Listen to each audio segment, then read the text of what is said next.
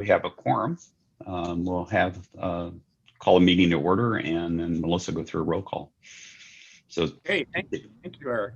Mm-hmm. For those who may be wondering, I'm Mesa Mayor John Giles. I'm the vice chair, and I'm conducting the meeting today because our chairman Jerry Wires is still recovering from surgery. I know we all join in sending him good wishes and look for his speedy return to participating in these meetings. Melissa, will you please proceed with the roll call of the members? Thank you, Mr. Chair. I will go down a list of members. Please unmute and indicate if you're present. Mayor Barney. I am present. Thank you. Mayor Bienwilner. Here. Thank you. President Burnett. Mayor Carlett. I'm here. Thank you. Jen Daniels. Here. Thank you. Mayor Dickey. Here. Thank you. Mayor Gallego. Here. Thank you. Thank you, Mayor Gallego. Supervisor Goodman. I'm here. Thank you. Mayor Hall. Here. Thank you. Mayor Hartkey. President Javier. Mayor Hermosillo. I'm here. Thank Mayor you. Hartkey's here too, by the way. Oh, thank you, Mayor Hartkey. Mayor LaVault. Yes, Melissa, I'm here and healthy. Thank you. Great. Governor Lewis. Mayor Lord. Present. Thank you. Mayor Molina. Mayor Osborne. Present. Thank you. Mayor Ortega. Present and ready Thank for spring meeting. Great. Thank you. Mayor Pereira. Mayor Bridget Peterson. Here. Thank you. Mayor Les Peterson. Mayor Price. Here. Thank you. Mayor Riggs. Mayor Rodriguez. Mayor Schoaf. Here. Thank you. Vice Mayor Smith. Here. Thank you. Mayor Walter. Mayor Weiss. Present. Thank you. Mayor Wilson. Mayor Woods. And our chair is present. We do have a quorum. Thank you, Melissa. Just a reminder to everyone, please to mute your device when you are not speaking. We do want to give a warm welcome this morning to our newest member, who is that's Pinal County Supervisor Mike Goodman. Supervisor Goodman, welcome. Good to have you with us. The first item on our agenda for this meeting is call to the audience. Members of the public were asked to submit written comments related to this meeting through the MAG website. Comments may be sent at any time leading up to the meeting, but must be received at least 1 hour prior to the posted start for the meeting. This is the opportunity for the public to comment on items that fall under MAG's jurisdiction that are not on the agenda, or that are on the agenda for discussion and not for action. MAG staff, have we received any public comments? Thank you, Mr. Chair and members of the Regional Council. We received no comments for this item or any other item on the agenda. Okay, thank you very much. Item 3 on our agenda is the Executive Director's Report. Eric Anderson, MAG Executive Director, will give his report. Thank you, Mayor Giles. Go to the next slide. 3 quick things for you today. As you're probably aware, MAG prepares every year the application for HUD funding, and very pleased to announce that we're awarded $33 million. This money will help the Maricopa region provide housing and services to people experiencing homelessness, which obviously is a big and growing problem here in the region. Go to the next slide. Last month, we introduced Mayor David Ortega, and just wanted to let you know we've now doing video profiles of new members. And so Mayor Ortega was our first test person in this. And so the online format really does enable additional video content, and go on our website, take a look at it. I think you'll like it. So go to one more slide. Just to update you on the 2020 census, I'm sure you're aware that the counts from the 2020 census were originally due December 31st, 2020. Mainly because of the pandemic, that has been pushed back to April 30th. That state level number is really important because that determines the number of congressional seats for each state. And I think there's an anticipation that Arizona will pick up 1 or 2 additional seats based on the census. The other data set that's extremely critical is the redistricting data. This is the detailed sub-state level data that originally was due April 1st of 2021. That date's now been pushed back to September 30th of 2021. And so it'll be a interesting challenge to get the districts redrawn based on the 2020 census before the 2022 election cycle. So, Mr. Chairman, that completes my report today. Be happy to answer any questions. Great. Thank you, Eric. Council, do we have any questions for Mr. Anderson regarding his report? And if something comes up, please obviously feel free to contact Eric after the meeting if there are any questions or concerns about anything that was in that report. Item 4 on our agenda is approval of the consent agenda. Items 4A through 4G are on the consent agenda. Does any member of the Regional Council have questions or request a presentation on any of these items? If not, could I have a motion to approve the consent agenda? So move, Kevin Hartke. Thank you. We have a motion by Mayor Hartke. Is there a second? Second, Mayor Hermosillo. Thank you, Mayor Hermosillo. Melissa, would you please take a roll call vote? Thank you, Mr. Chair, members of the Regional Council. I will call your name. Please indicate how you vote. Mayor Barney. Aye. Thank you. Mayor Bienwilder. Aye. Thank you. President Burnett. Mayor Carlett. Aye. Thank you. Jen Daniels. Aye. Thank you. Mayor Dickey. Aye. Thank you. Mayor Gallego. Aye. Thank you. Supervisor Goodman. Aye. Thank you. Mayor Hall. Aye. Thank you. Mayor Hartke. Aye. Thank you. Mayor Hermosillo. Aye. Thank you. Mayor LaVault. Yes. Thank you. Mayor Lord. Aye. Thank you. Mayor Molina. Aye. Thank you. Mayor Osborne. Aye. Thank you. Mayor Ortega. Yes. Thank you. Mayor Pereira. Mayor Bridget Peterson. Aye. Thank you. Mayor Les Peterson. Yes. Thank you. Mayor Price. Aye. Thank you. Mayor Riggs. Mayor Schoaf. Yes. Thank you. Vice Mayor Smith.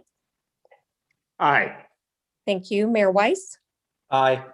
Thank you. Mayor Wilson. Mayor Woods.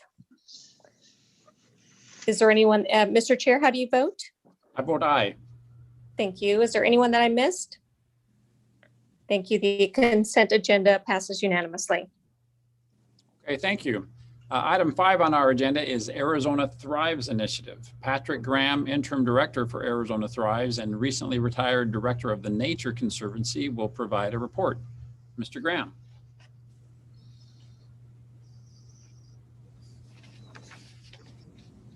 Thank you. Thank you for providing this opportunity and thank you for your leadership. Arizona Thrives is a statewide alliance. It's charting a path forward for aligning strategies and efforts as we transition to low carbon fuels to power our economy, how we move and where we live and work. And those of us working on this believe that working together, we can attract more high wage jobs and improve the air we breathe, reduce the impacts of heat on our communities, increase water security and more. Next slide. Let's bounce through this one. I think we'll just keep going. I'm going to go to the next one. Yep.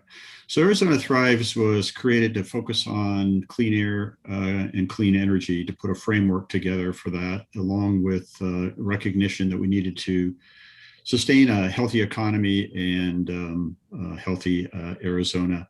So what we set out to do is to create a framework for clean air and clean energy. If you could get the next slide. And that ranges anywhere from mobility and electric vehicles to our clean energy portfolios, all the way to forest health. And there's a report that's put together. It's a pretty easy read, talking about the challenges and the opportunities for each one of those. Next slide. So one of the areas just to touch on is something that I'm sure you're well aware of, is the Phoenix metro area is the hottest average temperature in the nation, and also ranks 7th in terms of ozone pollution. The other 6 are to our west. Next slide. The impacts of that are not felt evenly. So on the your left, I believe, is the heat map, and the dark red is the hottest areas.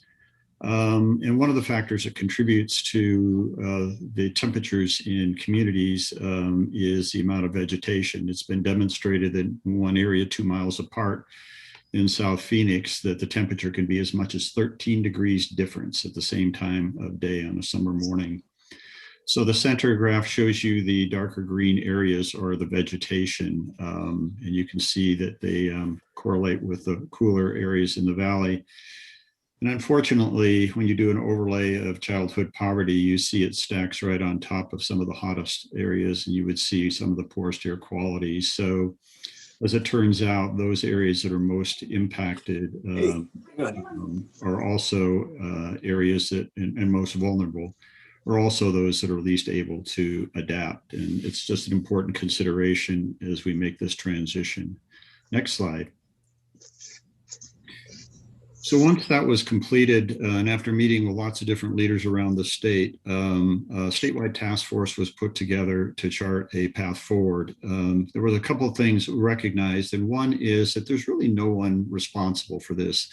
The decision-making is very dispersed. It's in city councils and mayors and tribal councils. It's at boardrooms, individual households, lots of different places where these decisions get made. The second is it's very complex. Working through this. And so the idea that working together, we can learn and focus not on advocacy, but focus on developing solutions. Next slide. So we developed a statewide task force, and I wanted to just show this because a couple of people on the call were on that. Here on Eric Anderson, as well as Mayor Gallego, both served on that task force, and it was, we much appreciate their leadership and time. Next slide. So the task force then created a set of goals, a set of guiding principles, a vision, and identified the roles that Arizona could thrive. So the one I wanted to point out here is that we developed as part of this a dashboard and progress indicators for emission reduction in Arizona. It'll be the first one ever developed. We're working with the University of Arizona to develop that. And so far, we're rolling up all the commitments that our utilities have already made in this regard. And I think you'll see it's an impressive commitment. Next slide. So one of the things you as decision makers always have to consider is the cost and benefits when you're looking at various different kinds of strategies. So we're working with Bain and Company to put together the initial stages of an economic assessment that would weigh the cost and the benefits of some of the different factors that feed into this. We're also working with Rounds Consulting to do an economic brief on the benefits that Arizona is already receiving as a result of the transition to clean energy. Next slide. So this is getting to the end here. Just wanted to point out some of the benefits of being part of the Alliance. Because of the increased demand by companies and customers who believe that the commitments in this regard will help sustained economic growth and attract higher wage jobs. You have the opportunity to collaborate with others and learn as we move through this, to take advantage of that learning and raise awareness with your constituents, as well as enhance your community's resiliency. So I'll just close with just showing you kind of who's joined already. Next slide. What's next? Get the next slide. There we go. So our goal wasn't to get as many organizations and companies as possible, but to get a cross-section representation of the state and of our communities. And so these are the people that have signed on so far. We just had GPEC sign on yesterday, and we're meeting with GPL tomorrow. So this is good timing. And then the next slide, we tried to get a cross-section of companies from different sectors of the economy, from the power companies to transportation, as well as our built environment in manufacturing. So I think with that, I'll open it up for any questions you might have. Thank you, Mr. Graham. Are there any questions or comments from the membership? Mr. Chair, this is Ken Weiss. Yes, Mayor Weiss. So I just want to be clear so I understand. Mr. Graham is suggesting or saying that the evidence shows that less tree canopy contributes to childhood poverty. I just want to make sure I have that correct. No, I'm sorry. Thanks. Good question. No, what I was saying is that there's a high correlation between tree cover and temperature, but there's also a high correlation between the absence of tree cover and childhood poverty. And that was a question I wanted cleared up because I had been looking at a study from April 1st, 2015, which addressed the same topic in cities like Los Angeles, Baltimore, Maryland, Raleigh, North Carolina, and New York City. And they looked at kind of the same topic that we're discussing here. And going through that, there was a correlation. That study also suggested that there were other variables that impacted childhood poverty. So I just want to make sure that I have kind of the direction that you're talking about. There's a correlation between the heat island and what we see in South Phoenix and some other areas in Phoenix. But there could be other issues that cause childhood poverty. Oh, absolutely. I was Okay. just one indicator. I could show you a map on longevity, the difference between longevity between somebody living in South Phoenix and Scottsdale is 14 years. So I mean, there's a lot of factors that contribute to it. So these are just, they're not a direct correlation, but it was just a way of trying to illustrate for those that are less familiar with these communities that that oftentimes the areas where the impact is the greatest are the areas that are oftentimes most vulnerable, least able to adapt to these impacts. And I appreciate that. Thank you for clarifying that. Yes, thanks for the question. It was a good question. Appreciate it. Mr. Mayor, this is Supervisor Goodman. Yes, Mr. Goodman, go ahead. Is the Nature Conservancy the one that's leading this particular issue or the study on this? So this is, thanks for that question. No, as it turns out that we're not doing this on behalf of the Nature Conservancy. We're just the ones that saw a need and sort of a vacuum. And so we began to pull people together. We've been working with cities, companies, and others. We're not here advocating on behalf of the Nature Conservancy. I'm here representing the statewide task force and the Alliance, which is some 50 members. So the Nature Conservancy is just one of those members, and this is not a representation of that. We just happen to be the ones that got the ball rolling. Okay, thank you. Thank you, Mr. Mayor. Mm-hmm. Welcome, Mr. Goodman. Good to have you with us. Council, other questions for Mr. Graham? Mayor Giles, Chair Giles, this is Dave Ortega. Yes, Mayor Ortega, go ahead. I am aware that, for instance, Salt River Project has a tree planting and shading program, and I'm wondering, it translates in promoting, energy conservation and these other measures. I'm just wondering if they would center, it may be one tree per customer or whatever, but there may be areas where there's more needs for trees. And I wonder if they would consider, perhaps looking at these geographical areas that are short of shading and perhaps offer 2 trees or 3, if that's sensible. It's just a thought.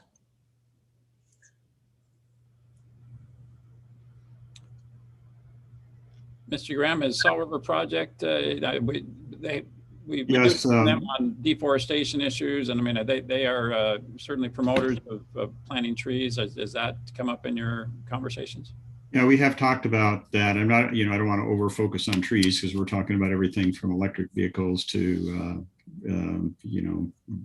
renewable energy. The whole gamut. Trees is just one example, but yeah. So Salt River Project, APS, and TEP all are involved with this, and both TEP and Salt River Project have tree programs. Most of them are within their territory and they are designed for replacement, but that's the kind of collaboration that we're looking for here. Is these issues can't be solved by any one entity, and only through the collaboration between communities, neighborhoods, and business is this going to be possible. We really think that the biggest opportunity here is a collaboration between cities and business. To help move us forward in a way that provides the best response. I mean, one of the things I guess I would add too is that, when you look to the west, California's got double the energy rates we have. You've looked to the east and you saw what happened with Texas with their outages. I think what's important here is by working together, we can try to do it in a way that ensures affordability and reliability. Thank you. Council, Mayor Giles?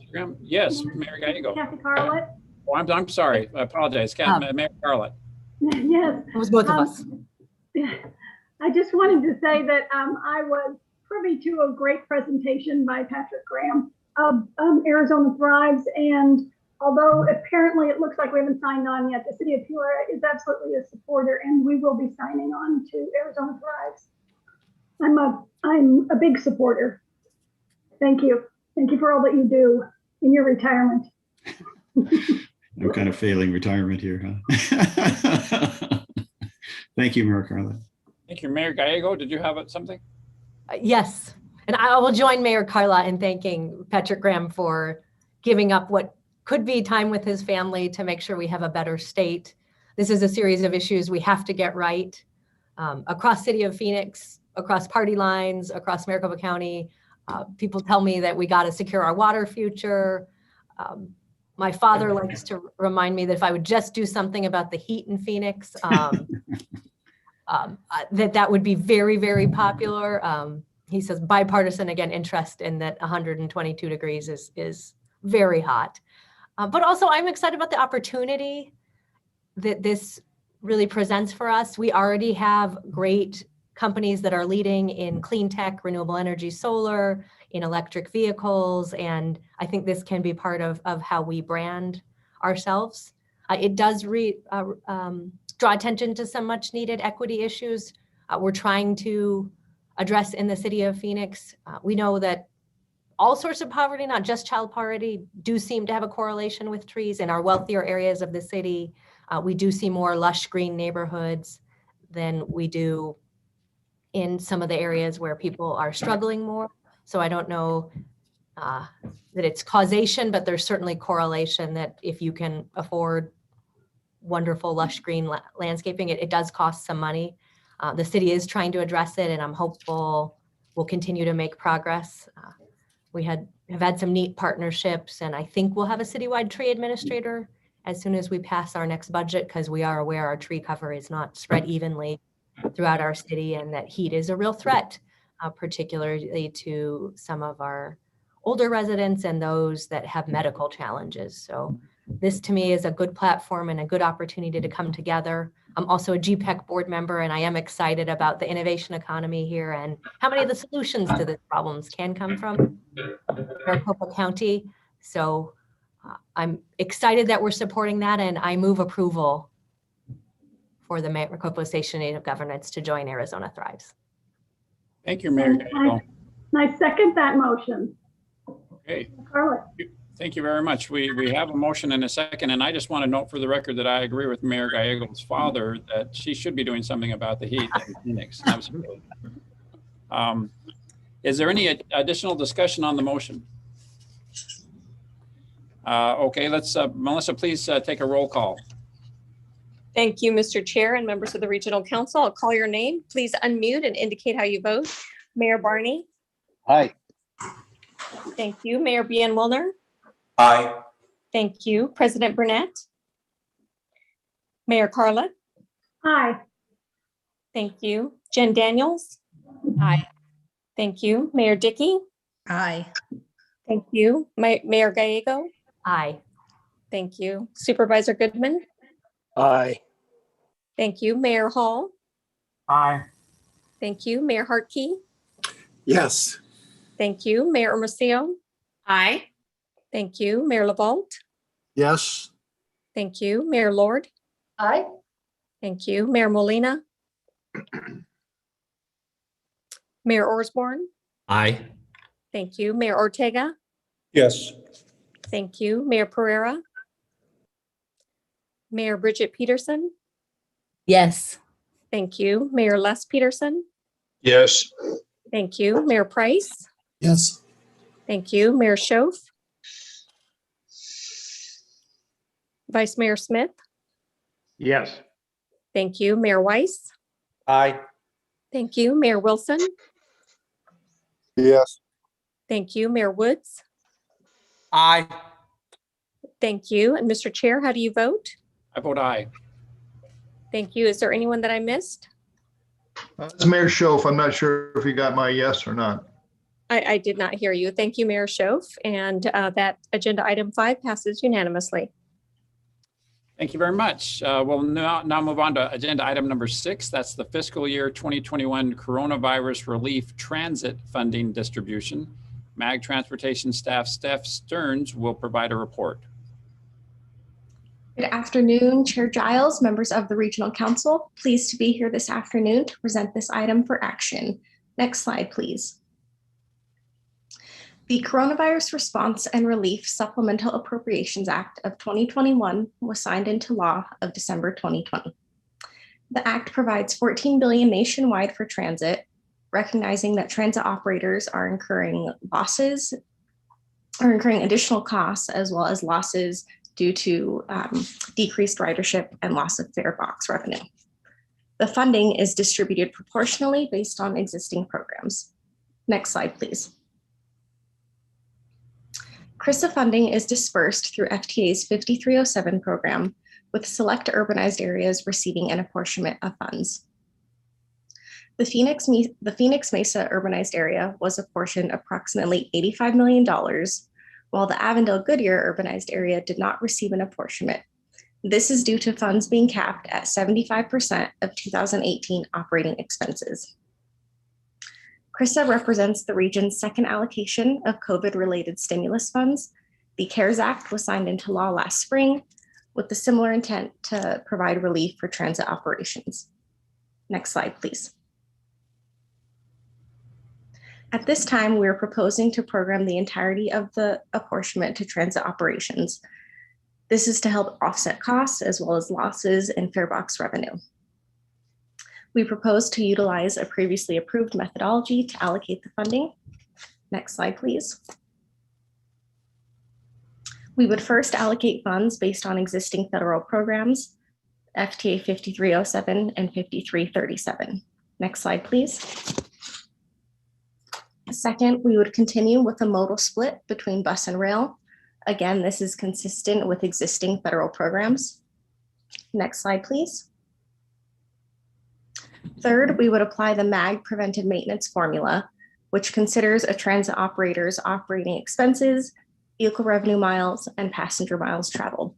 Next slide. When you sum everything up, the programming is shown on the screen. Please note that these allocations are to transit operators and do not indicate individual member impact. Member agencies who purchase service from Phoenix and/or Valley Metro should see a cost reduction that is proportional to the amount of service that they purchase. Next slide, please. I'd like to conclude by emphasizing that this funding will provide much needed financial assistance to our region, and that all of our member agencies who purchase or operate transit service will benefit. I would also like to thank our regional partners, Valley Metro and the City of Phoenix, for their cooperation during this time. Next slide, please. Mr. Chair and members of the Regional Council, The action requested today is on the screen. That concludes my presentation, and I'm happy to take any questions. Thank you. Thank you, Steph. Are there any questions from MAG membership? Okay, hearing none, this item is on the agenda for approval of the proposed Coronavirus Response and Relief Supplemental Appropriations Act of 2021 funding distribution. Could I please have a motion? So move, Kevin Hartke. Second, Ken Weiss. Thank you, Mayor Hartke, and thank you, Mayor Weiss. Let's proceed. Melissa, please proceed with the call. Thank you, Mr. Chair and members of the Regional Council. I'll call your name. Please unmute and indicate how you vote. Mayor Barney? Aye. Thank you. Mayor Bienwilder? Aye. Thank you. President Burnett? Mayor Carlett? Aye. Thank you. Jen Daniels? Aye. Thank you. Mayor Dickey? Aye. Thank you. Mayor Gallego? Aye. Thank you. Supervisor Goodman? Aye. Thank you. Mayor Hall? Aye. Thank you. Mayor Hartke? Aye. Thank you. Mayor Hermosillo? Aye. Thank you. Mayor LaVault? Yes. Thank you. Mayor Lord? Yes. Thank you. Mayor Molina? Mayor Osborne? Aye. Thank you. Mayor Ortega? Yes. Thank you. Mayor Bridget Peterson? Yes. Thank you. Mayor Les Peterson? Yes. Thank you. Mayor Price? Yes. Thank you. Mayor Schoaf? Yes. Thank you. Vice Mayor Smith? Yes. Thank you. Mayor Weiss? Aye. Thank you. Mayor Wilson? Yes. Mayor Wood? Oh, thank you, Mayor Wilson. Mayor Woods? Aye. Thank you. And Mr. Chair, how do you vote? Aye. Thank you. Is there anyone that I missed? Thank you. Agenda item 6 passes unanimously. Thank you very much. We'll now move on to agenda item number 7. That's discussion of the development of the fiscal year 2022 through 2023 MAG Unified Planning Work Program and Annual Budget. MAG Senior Accountant Amy Eppley will provide a report. Amy. Thank you, Mr. Chair and members of the Regional Council. The Unified Planning Work Program is a biennial statement of work identifying the planning priorities and activities to be carried out within the metropolitan planning area. The UPWEP includes a description of the planning work and result products, who will perform the work, the timeframes for completing the work, the cost of the work, and the sources of the funds. The metropolitan planning organizations are required to develop an UPWEP to govern work programs for the expenditures of FHWA and FTA planning funds. MAG is currently in the process of developing our biennial Unified Planning Work Program and budget document for fiscal years 2022 and 2023. As the UPWEP makes its way through the committee process, information is presented incrementally for information and discussion, with the final draft presented in May for approval. In January, MAG provided a draft of the proposed member dues and assessments, as well as a budget production timeline. This month, we are presenting a draft of the proposed new projects for information and discussion. This concludes my update, and I'll be happy to answer any questions or open it for any comments at this time. Thank you, Amy. Are there any questions from MAG membership? All right, this item is on the agenda for information and discussion only. So if there's no further questions or discussions, we'll move on. All right, thank you. Agenda item 8 is an update on the development of a new regional transportation plan. MAG Transportation Staff Audra Kester Thomas will begin this discussion. Ms. Thomas. Thank you, Vice Chair Giles, members of Regional Council. Pleased to be with you here again today to provide an overview of a considerable amount of work that we've advanced over the holidays. I'm joined by Transportation Economic and Finance Program Manager John Bullen as well. We'll go through our comprehensive presentation today and pause at the end for any additional questions. Your agenda packet included several items for reference. We went and walked through each of these with our Management Committee work group on February 1st. We'll do the same with you again today. Next slide. So with that, I'm going to turn it over to Mr. Bullen. We're going to start with an area of particular interest to our managers, better understanding the ongoing obligations coming out of Proposition 400, as well as updates on our project and program estimates. Mr. Bullen. Thank you, Audra. Good afternoon, Mr. Chairman, members of the MAG Regional Council. Next slide, please. So before we get started and talk about some of the work that we've undertaken over the last few months, just wanted to reorient everybody to one of the topics that we had produced last fall, and that's our long-range sales or forecast projections. A couple items on here that I would like to highlight in particular. Of course, there's our sales tax number coming in at just under 15 billion. Also want to draw attention to the fact that the revenue projections are inclusive of all funds that would be available to the region as we develop our next regional transportation plan. In particular, to emphasize the important role that some of the federal formula funding that flows to the region plays and how big of a role that is in the total revenue composition. Next slide, please. So as Audra had indicated, one of the items that was of particular interest to our managers was what are the ongoing commitments that we have going into the development of the extension and next RTP. We're in a bit of a different position than we were between Proposition 300 and 400. In that, Proposition 400 was multimodal and included funding for ongoing operational items. So the chart on the screen provides an overview of what we've classified as those ongoing commitments, what portion of the sales tax as well as other revenue sources are already tied up in commitments. As you'll see, the sales tax line, about 21.8% of our sales tax is tied up in ongoing commitments. The vast majority of that is actually going to transit bus operations. There are small portions that are also going to some of the freeway administration, as well as various planning activities. The other line that I would like to draw everybody's attention to, the MAG Fta Formula Funds. Those funds are critical to the region. We use those both for what we call preventative maintenance, which essentially reduces the amount that we have to pay for transit service, as well as to purchase buses. Because those funds are so vital to our region, we use them, and what you can see is that the vast majority of those funds are tied up in ongoing commitments as we look to the future. Next slide, please. So over the last couple of months, we've been working very hard, very closely with our partners over at both ADOT and Valley Metro. What we have produced as requested by our policymakers are baseline costs.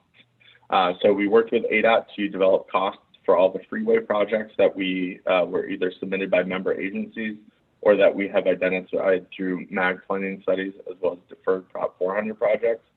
And we also worked closely with Valley Metro to develop items on the transit side. Lastly, we've facilitated a consultant-led effort to come up with arterial planning estimates and have worked very closely with city staffs, and certainly want to extend our thanks for all their work and effort in helping us turn that around very quickly. Next slide, please. So I will just quickly walk through what our estimated costs are for each of the modal categories. I'll begin with freeways just to orient everybody to the slide. What you see at the top is our current funding allocations. Again, these are allocations that we anticipate revisiting as part of the RTP development process, but wanted to be sure that we provided some context to you all as we talk through some of the cost items. Next, the box labeled RTP needs catalog. That represents the total costs of all the freeway projects that we have identified.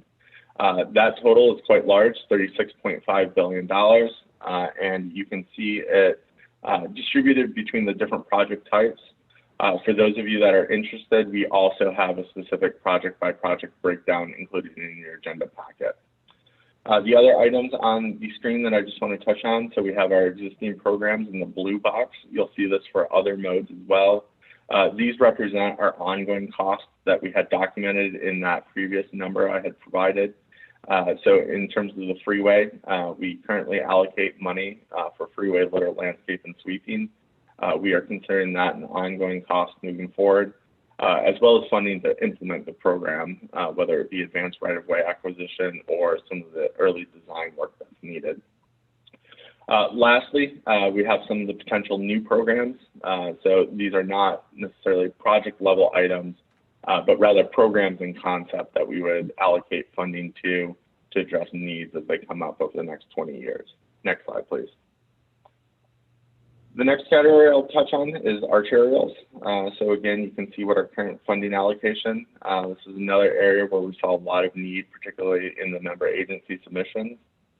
In total, we have about $11.5 billion of arterial costs that were submitted. For context, our current arterial program under Proposition 400 totals about $1.6 billion. So significantly higher amount of need there. Not a surprise to us as we've gone through the development process. Additionally, we have the potential associated programs that would represent funding allocations rather than a commitment to specific projects. And those would be populated on a periodic basis through a regional competitive call. Next slide, please. Transit, this certainly represents a more complicated category for a variety of reasons, but of note that it includes a bunch of different funding sources, as well as there's a delineation between transit capital and ongoing transit operational costs. So the blue box again shows what our existing program commitments are. We're at about $4.6 billion. The big item that I would like to draw everybody's attention to is that if we were to not change the allocations between modes, which is written in the state statute currently, and we were not to change the allocation, the split between bus and rail, which is the Valley Metro Board policy, then our transit bus program is already fully committed.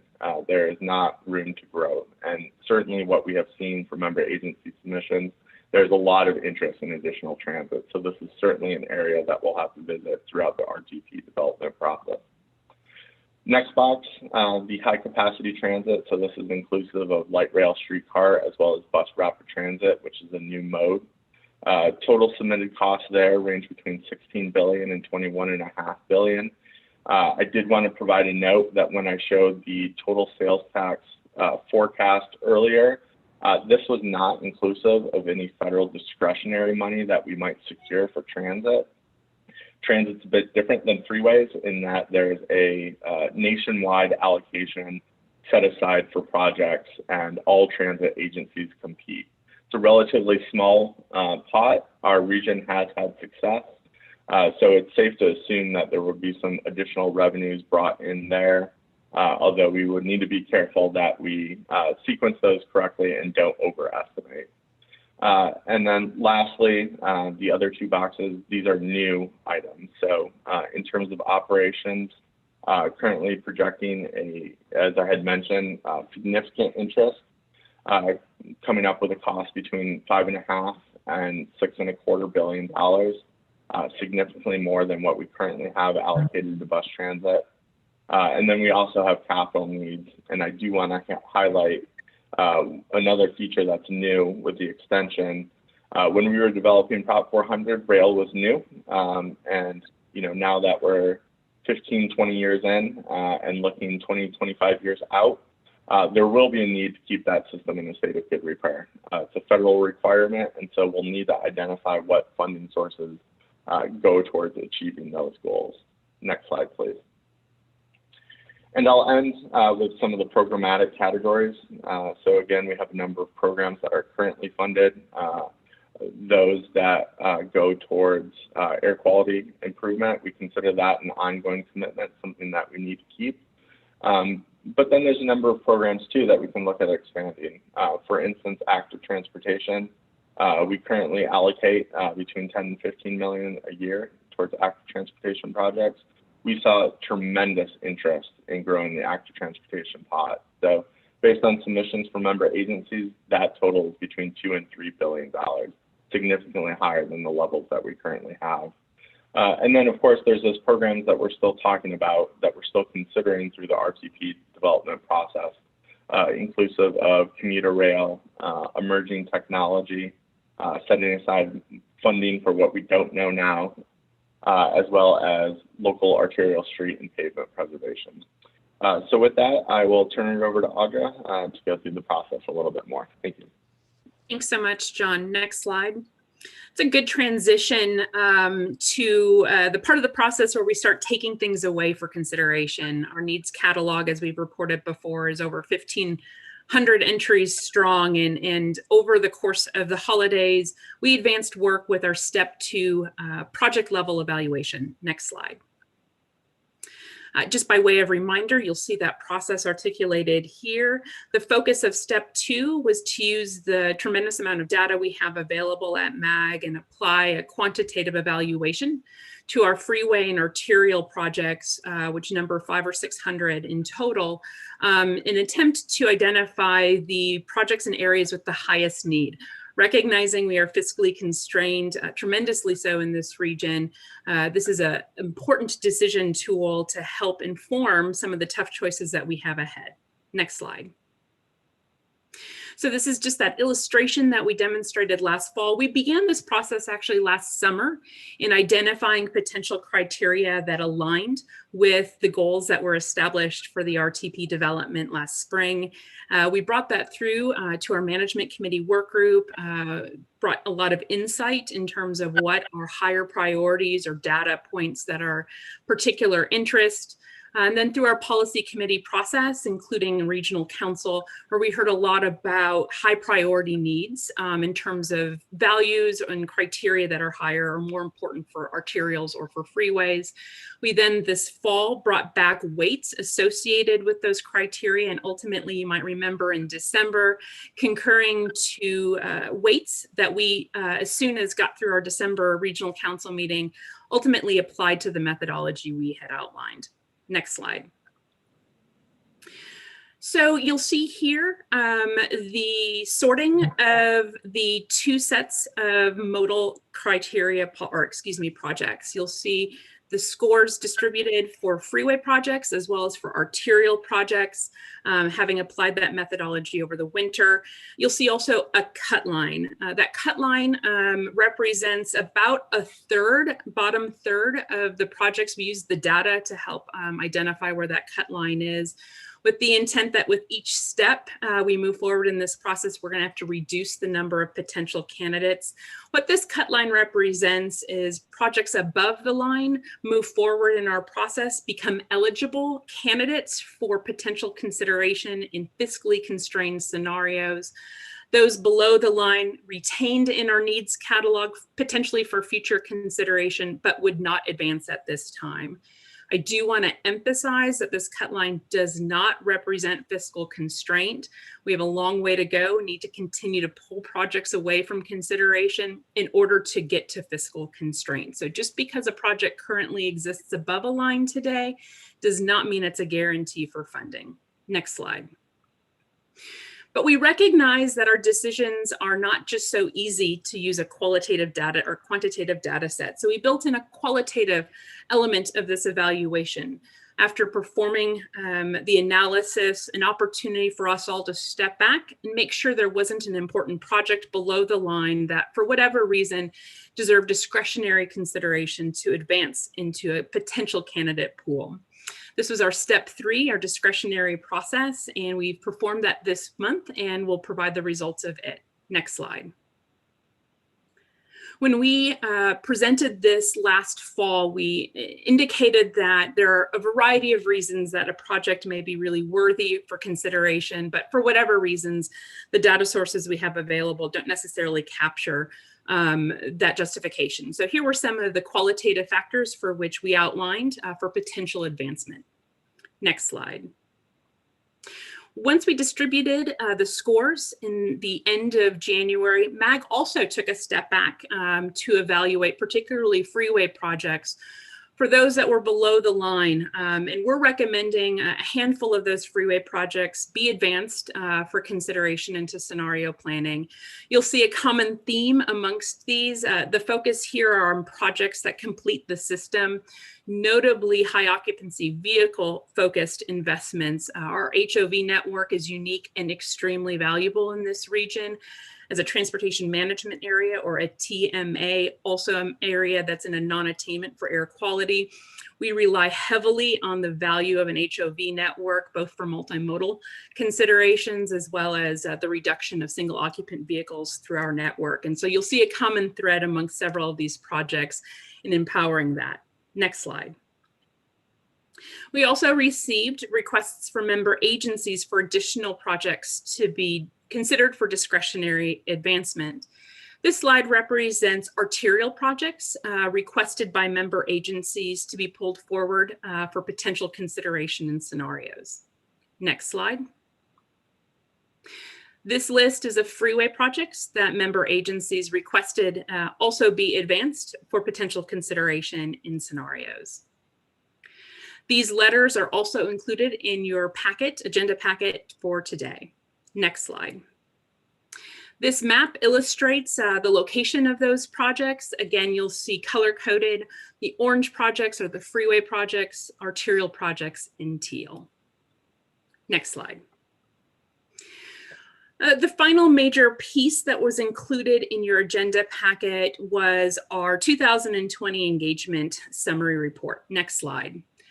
I won't spend a lot of time reviewing this document, in part because the same themes that we heard in values mapping now, that research 2 years old, are similar to what we've been hearing in our engagement and outreach efforts. There's a high interest in diversifying our transportation options, especially in transit options, as well as active transportation that Mr. Bullen had noted earlier. There is a recognition from constituents that this region continues to grow and will continue to grow, and that our transportation investments need to keep pace with that growth. That constituents place a high value on preserving and maintaining the infrastructure we have already delivered. That there's a high and keen sense about safety, and particularly to vulnerable users. Noted here are bicyclists and pedestrians, recognizing that speed on our arterials has a correlation sometimes to negative impacts to bicyclists and pedestrians, and again, emphasis on the value of protected infrastructure for those vulnerable users. And then finally, aspiration to ensure that our transportation investments are also helping to support sustainability outcomes and public health outcomes, that they are not mutually exclusive to each other. Next slide. So in terms of engagement, we have a lot of activity ongoing. We are still in the field with our polling work. You'll recall that our focus here, not only to better understand transportation priorities, but to get reflections on tax burden, the continuation of a half cent or perhaps an extension or expansion of that tax. Also getting reflections on perspectives of economic security, especially in the future, to inform decisions perhaps on the timing of an election. There is a marathon, but also several sprints involved in this work. We are preparing our scenario work now, intend to bring that initially to our management committee work group at the end of next month, but we'll also want to take that information out and get feedback from the public. That engagement will be critical for all of you who will have some tough decisions ahead this spring as we work towards a consensus plan development. Next slide. So I'll conclude just with a few final points of where we're heading. Next slide. Again, our focus right now is turning towards developing scenarios and performing the modeling assessment so that you all have a better understanding of what we could afford with a half cent continuation, or if we extend the tax to 1 cent, what else we could afford. We will be concluding polling, hoping very soon, and bringing those results as soon as they have been analyzed back to you as well. Our focus for our next management committee work group, which is tomorrow afternoon, is to revisit a few transit policy conversations critical to assumptions and development of our scenarios. But ultimately, just to emphasize, the remainder of our work this year really will be focused on developing and presenting a few scenarios, visions of the world for you to consider, and our work ultimately then building towards a consensus preferred alternative. Next slide. When you put this into a calendar outlook, you'll see our spring really focused in developing a few alternatives and then working with you to devise a consensus plan, ultimately moving those assumptions and plan elements into our air quality conformity federally mandated process through the fall for acceptance and adoption by Regional Council at the end of this year. Vice Chair Giles, members of Regional Council, that completes our presentation. We'd be happy to answer any questions. Thank you very much. Are there questions from MAG membership?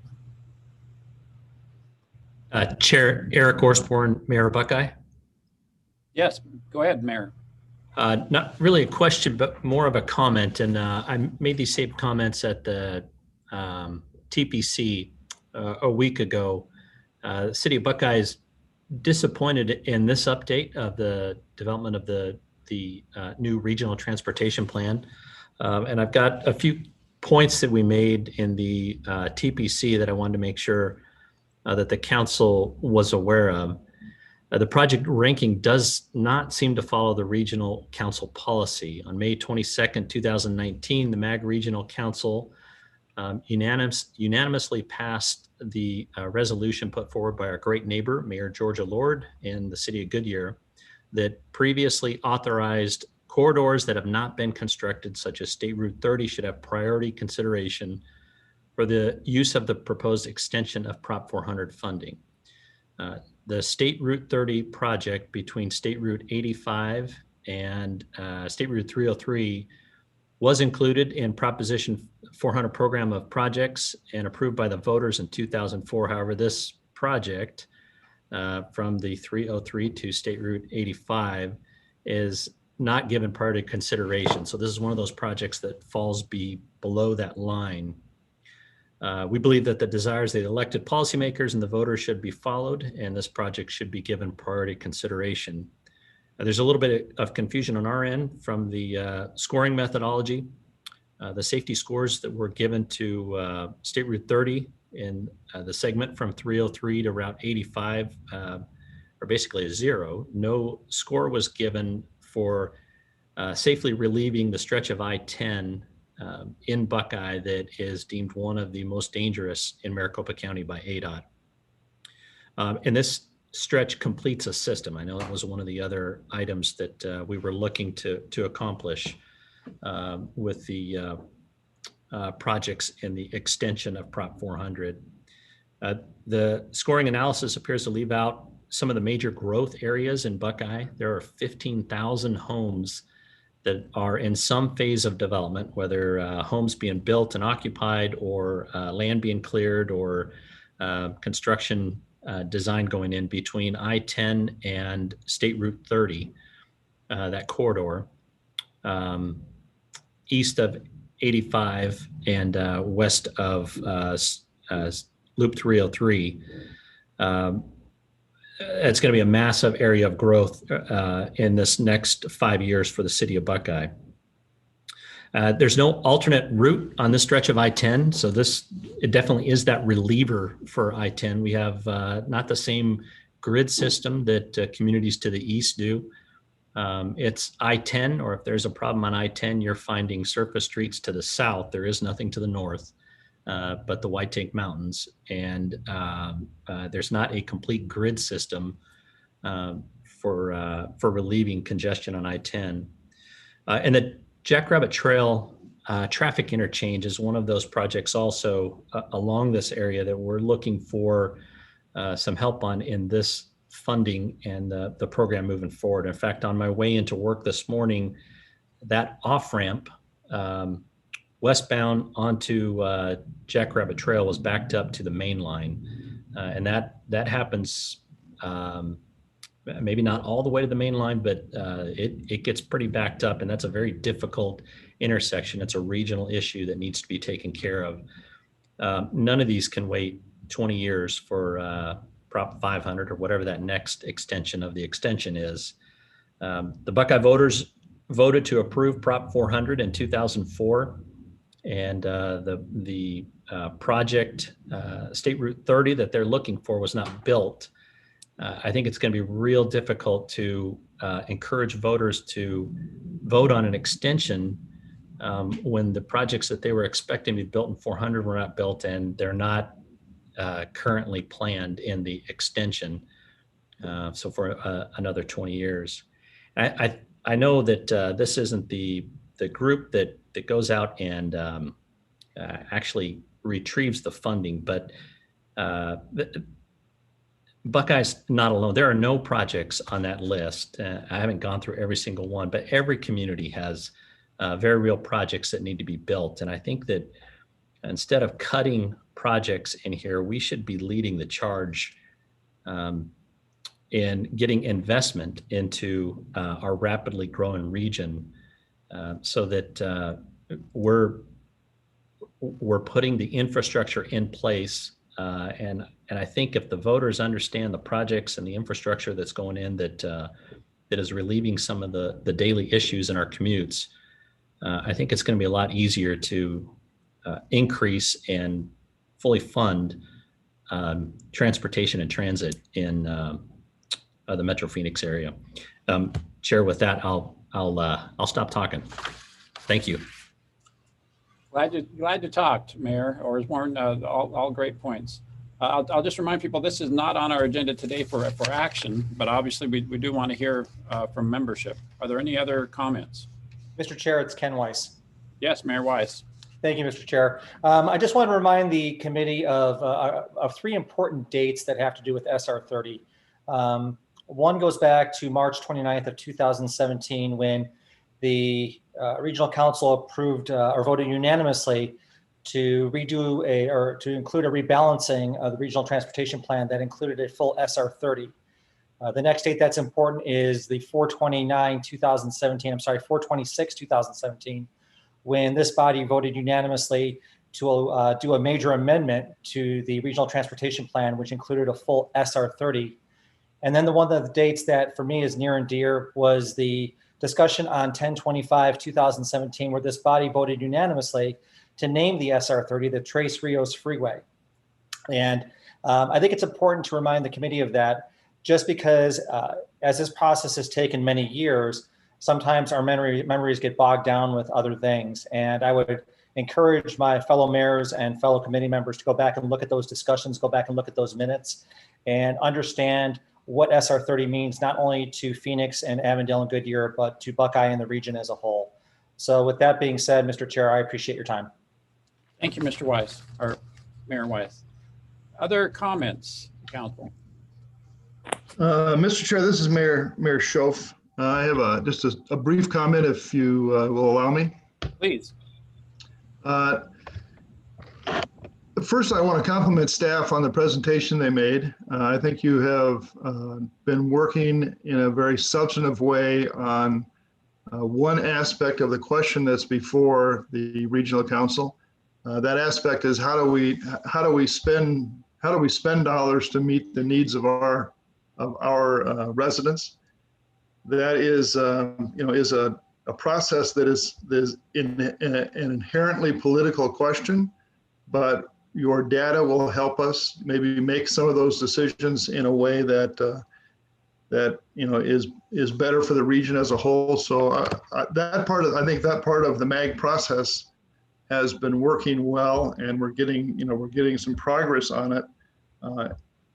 The other aspect of this issue that's been before us now for many years, and quite frankly, I'm going to guess this is the fourth or fifth time that I have made comments to the Regional Council about it, and that is the process of obtaining the authority to continue the tax. That process is not just inherently a political process, it's entirely a political process. And I am concerned that MAG is not making not making the progress that it needs to make, and is not showing the leadership that it needs to show for us to be successful in that political process. Specifically, I'm incredibly disappointed that MAG and many members of the Regional Council let the initiative by Senator Livingston die on the vine, let him hang out there by himself and literally have no support that would allow that process to even be discussed in detail. Senator Livingston, I don't know particularly well, but I've met him several times and found him to be committed to regional issues, statewide issues. I was very impressed that he was willing to take his career and his standing with his voters, putting his name on a bill that would have substantially increased the spending that we have available for maintaining our roads, and it would have substantially increased the tax that our taxpayers would be paying in extending Prop 400. And yet we didn't do anything to publicly support that, even the discussion of those issues. He made it very clear to everyone that he spoke to that his bill was a bill that was supposed to spark conversation. It was supposed to invite amendment.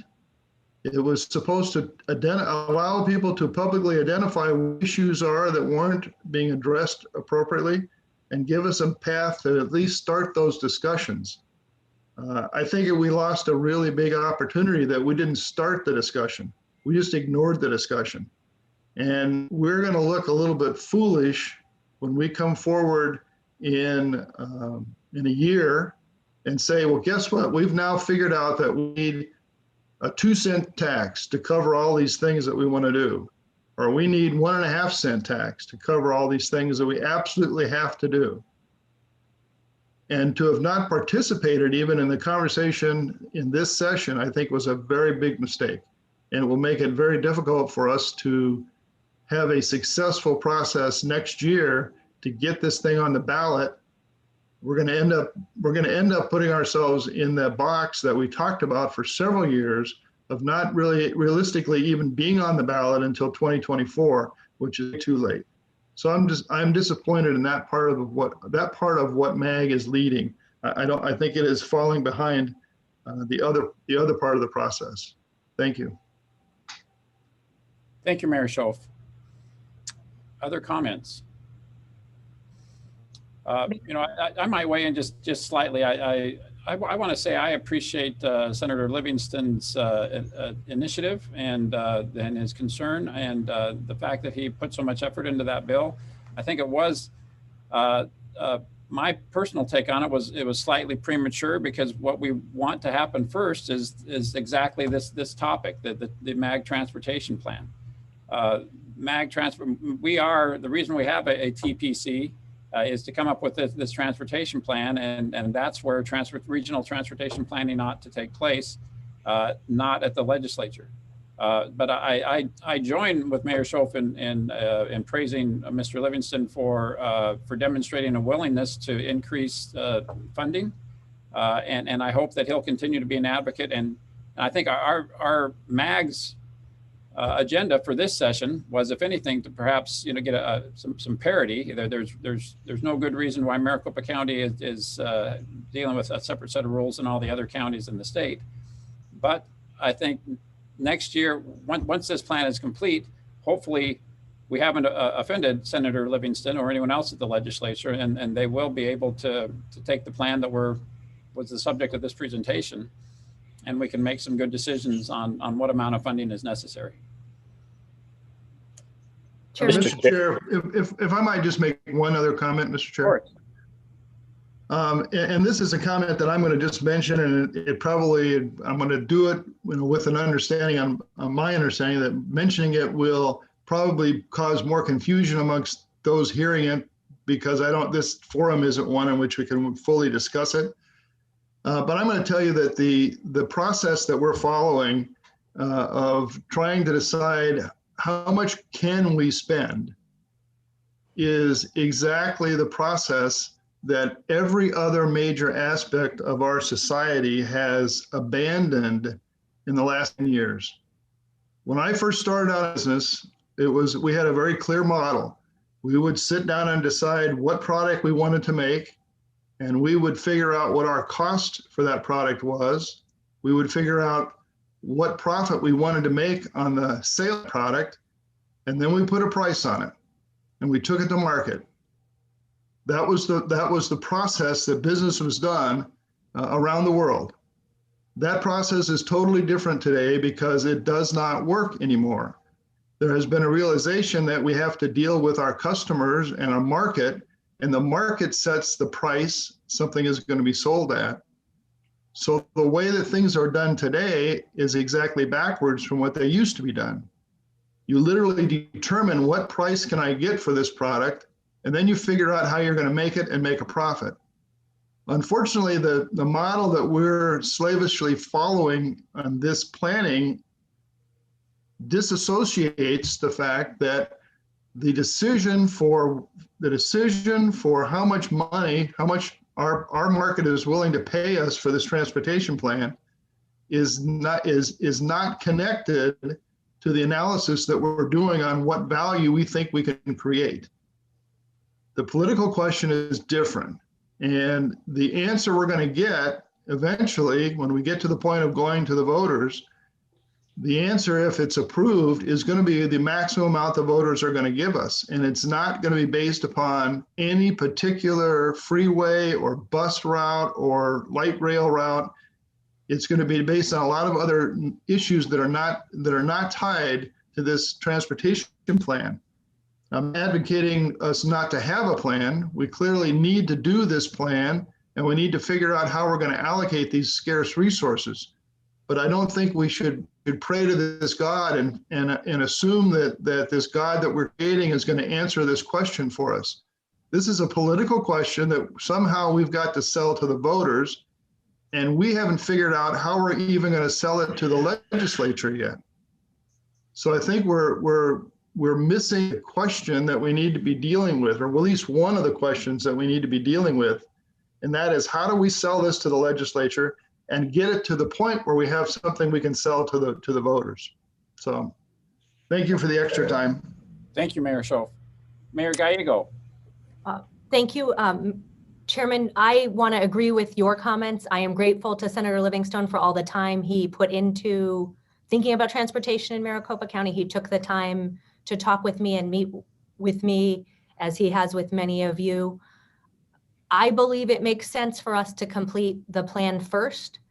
Senator Livingstone's bill had buckets already of funding and where the money should go. I think that is our job to put together and balance many competing interests. And so I felt that moving forward with his bill right now did not make sense, that we ought to do our planning process. Process is very important. One of the things that surprised me when we did our transportation ballot initiative in the city of Phoenix was how often we were asked about how we got to the plan, what was the process we followed. The process we are going through right now is a good one to tell voters about, where cities and our tribal partners, our county, all put in and talk about their needs, and we try to balance them. And having a good process will make it easier to go to the voters. So although we all wish we had all the answers instantly, I do think the time we're putting in will serve us well, and that when the time comes, we will have broad support from voters, from the business community, from elected officials, if we do follow a good process and a plan. And I'm confident none of us will get everything we want, and we'll all have things we wish were a little bit different in the plan, but that we'll be able to talk to the voters about why it matters. These investments are going to be great investments. Part of the reason we have such a strong county is because of the plan that came before us and that the voters approved, and the plan before that. And so I hope we can really build on the good record we have. Thank you, Mr. Chairman. Thank you, Mayor Gallego, and appropriate comments from the chairman of our Transportation and Policy Committee. Mr. Anderson. Yeah, thank you, Mr. Vice Chair. Just a couple of comments just to weigh in. We did meet with Senator Livingston prior to the session 2 or 3 times. I had a phone conversation this summer with him. The troubling part of the discussions was that a couple of things that I think it's important for you all to understand. We had offered to set up a meeting with our leadership, meaning Mayor Wires as chair of Regional Council, Mayor Giles as vice chair, and Mayor Gallego as chair of the Transportation Policy Committee. That was rejected by Senator Livingston. He said he would not meet with more than one mayor at a time. And once again, from a regional perspective, we're all about process and openness and transparency. That was kind of a non-starter, quite frankly. He went ahead and met with individual mayors. We heard different reports from different mayors about what was said. The other thing I will share with you, I shared this directly with Senator Livingston. The allocations he had in his bill would not support what he was saying it would. For example, he said at the West Valley Mayors and Managers meeting, as well as in his video supporting the bill, he said it would double bus service in the region. It doesn't, the numbers don't work. As Mr. Bullen's presentation showed, we already have significant obligations on the transit operating cost side of things. The proportions that he had in his bill would represent about a 13% increase in bus operations funding. And so once again, what he was saying it would do, it just wouldn't do. So once again, without having a open discussion with the senator, it just, we were not getting anywhere at all. So once again, that was kind of behind the scenes discussions we had with Senator Livingston. I do appreciate his efforts, advocating both a higher potential tax in Maricopa County as well as a statewide gas tax. Takes a lot of courage, political courage, and unfortunately, we haven't seen a lot of that lately. So I really appreciated efforts on that. But I think if we would have had a opportunity to really talk about what the trade-offs are as we go from a half cent to 3/4 cent or even a full cent, I think it would have perhaps been a better bill in the end. But we didn't have that opportunity. The last thing I will say in response to Amir Shof's observations about our planning process, once again, from a staff perspective, the fact that we did the call for projects last year at the direction of the Regional Council really caused a lot of additional work in terms of putting the numbers together that you saw today. If you just look at the projects submitted that are in our portal, that adds up to about $85 billion, which is far more than we can afford. We understand we do not have a blank check with the taxpayers in no way, shape, or form. We have to put together a responsible plan that represents the best use of regional dollars that we possibly can do. And that's really important. That's why this technical analysis is extremely important to go through that. And it's also the scenarios we're starting to put together here in the near future will really demonstrate the trade-offs as we move funding from a half cent to perhaps a 3/4 to a full cent. What are the transportation investments that you get? And perhaps more importantly, what are the transportation investments left on the table?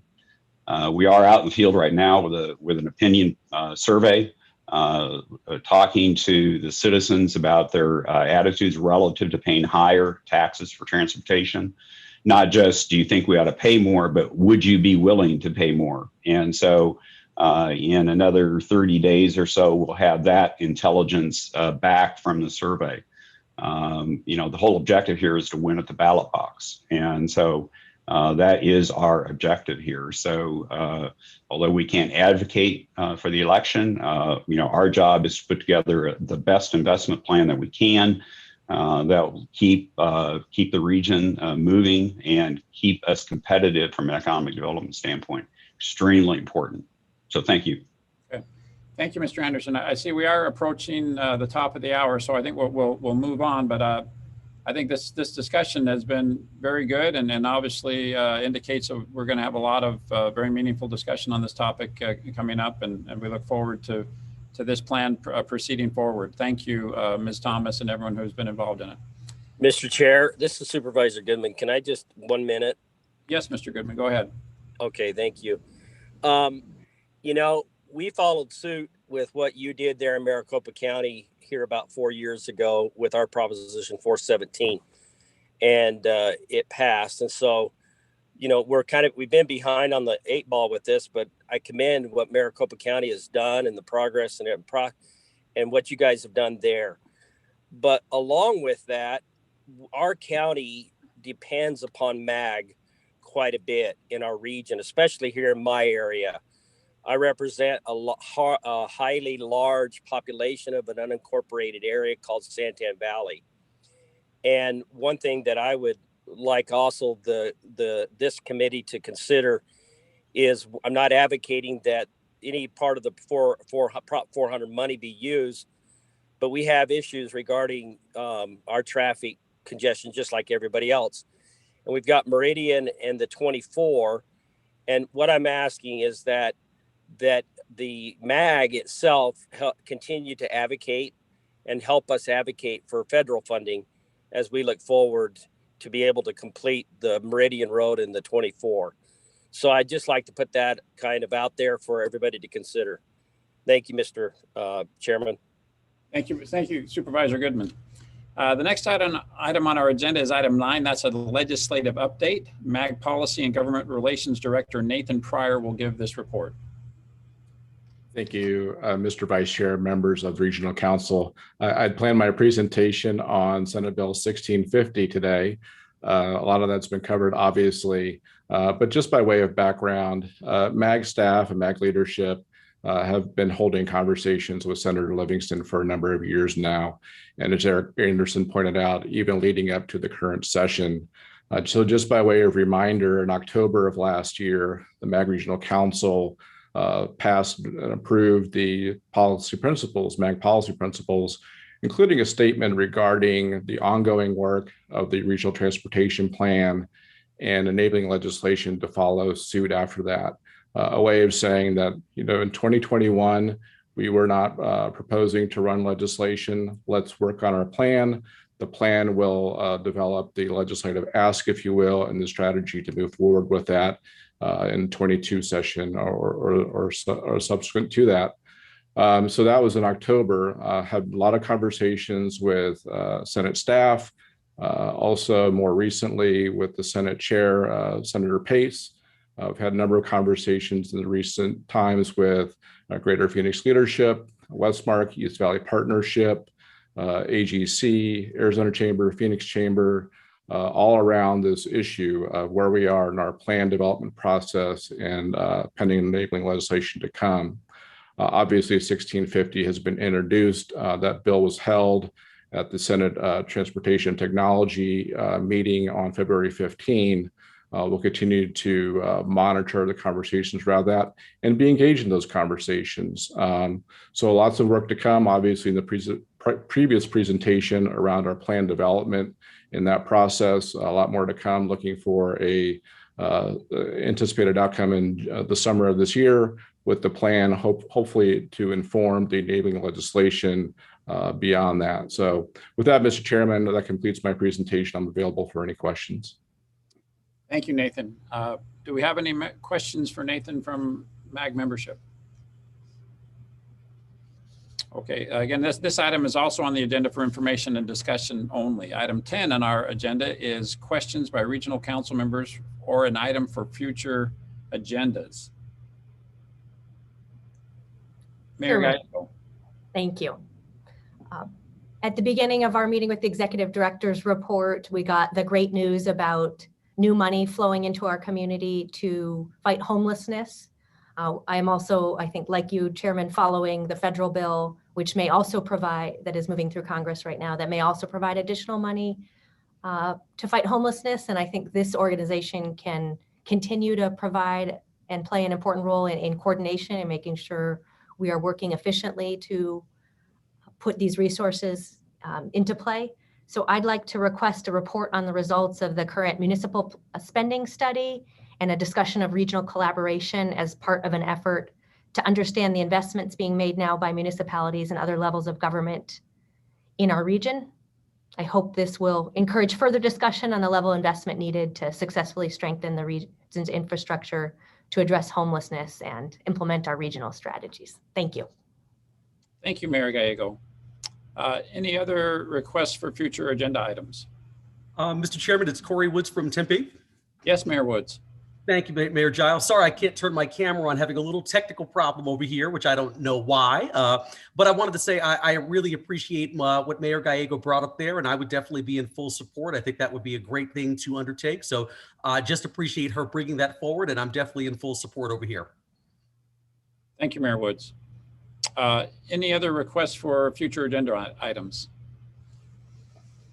Okay, item 11 on our agenda is any comments or announcements from the membership. All right, hearing none, that concludes the items on our agenda. Business is now concluded and this meeting is adjourned. Thank you very much.